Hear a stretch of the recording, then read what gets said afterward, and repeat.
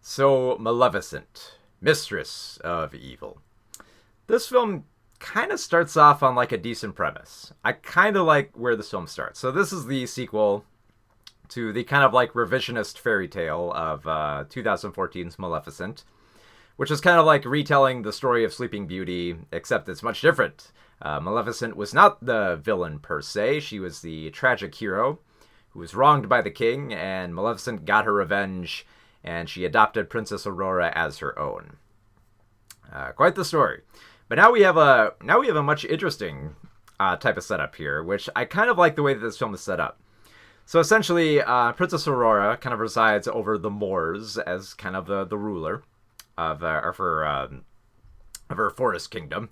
She's once again played by Elle Fanning, but she fancies the prince of a neighboring kingdom, played here by Harris Dixon, who's playing Prince Philip. And they've connected for a while, and they finally decide, like, hey, you know what? We really love each other. How about we just get married? And they make this announcement in the forest, and all the creatures are happy for them, except for Maleficent. She's not too keen on this. Maleficent, the witch creature, the winged witch creature, I guess you'd call her. She's got horns, she's got wings, she's got magical powers, and she's once again played by Angelina Jolie, with her toothy grin and high cheekbones once more. And she's looking pretty good as Maleficent. Looks like she's doing all right, but she's not too keen on her daughter marrying a human from a neighboring kingdom. She essentially doesn't trust them very much. But it's her daughter, so she realizes, okay, I'll put on the guise. I'll smile. I'll go to this like dinner to confirm your marriage to this prince. I'm not really for it, but I'll put on the grin and everything. Now that's a funny enough concept. It's kind of like like a whole like look who's coming to dinner type thing. It's like oh, Maleficent's coming to dinner.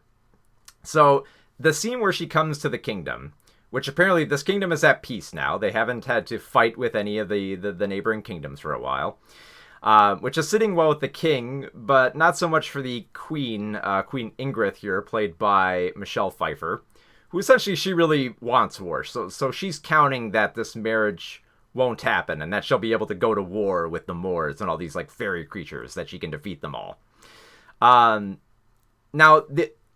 So with that setup, we kind of know that some big battle is coming here, but at the same time, like I kind of like the way they set up this dinner. Because Maleficent strolls into town with her crow sidekick, right next to Princess Aurora, and the locals are all freaked out by her, and they have this very awkward dinner where they kind of talk politics and kingdoms and and marriage, and it's very, very tense dialogue that I kind of smiled at. I was kind of like, oh, this is brilliantly intense, and you know what?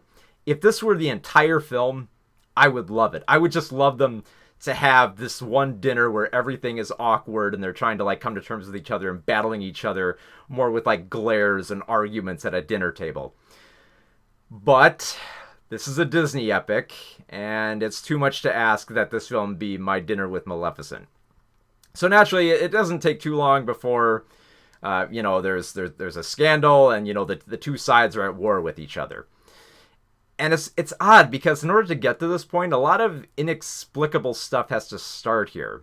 Like at one point, like Maleficent leaves and she's taken in by this whole underground of her kind, of these these winged and horned creatures, and they've been living underground for many years after the humans had driven them from their colonies, and you can pretty much see where the story is going here, right? It's Dances with Wolves, it's Dune. It's Avatar, it's we've seen this type of story done many times before. Now, that being said, that is not exactly the biggest negative against this type of story. You can make that type of story work, but the problem is, in order to make that kind of story work, we've got to spend a lot of time with both sides so that we care about, who's going to live or die in this fight. And that's the problem, is that because a lot of that comes slamming into the second act, and we gotta sprint right to like the third act where we have the big battle of winged beasts versus the human kingdom, and then trying to reconcile with their differences and realize that they've been betrayed. we really don't spend a lot of time with either side. You know, we don't really spend a lot of time with the kingdom to understand how Princess Aurora might have her loyalties affected by, you know, whether to side with Maleficent or with the humans.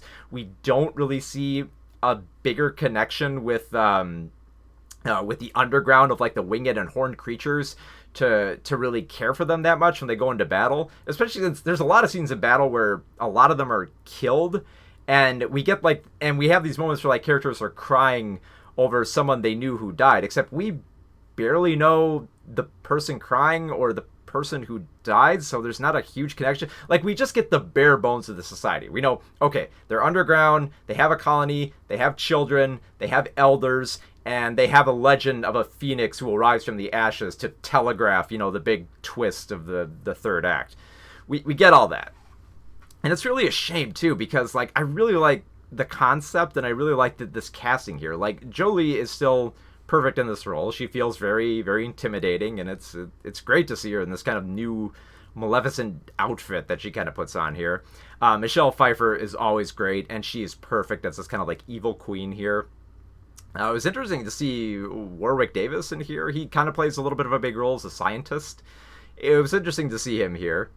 And I did like... And Elle Fanning does have the right amount of emotion for this type of role. I really enjoyed seeing her in this. But the thing is, there's so much to this concept that could have worked, but it all feels just kind of like just half-assed, you know, so that we can get to, you know, the obligatory fantasy battle. To the film's credit, I do like the tone a little bit more here. It does feel a little bit more fleshed out, where we get to know a little bit more about the characters. It's not as heavy on the more darker thematic elements of like the previous film. There's a little bit more color to this. I like that.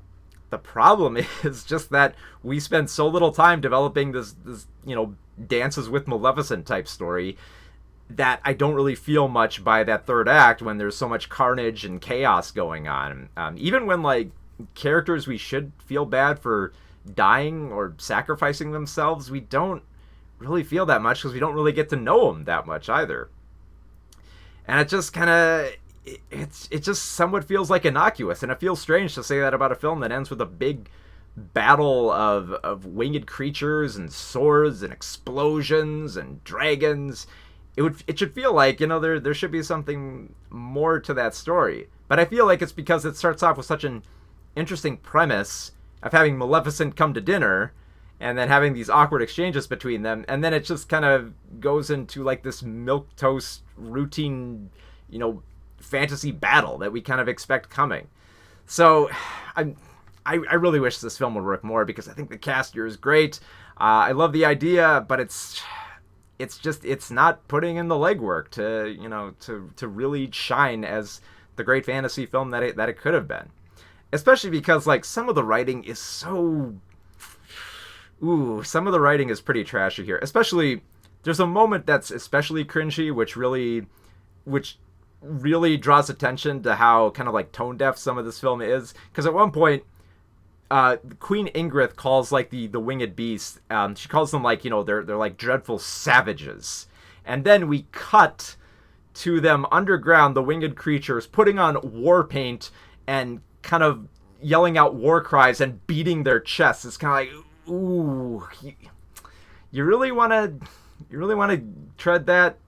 You really want to go for that? Okay, all right.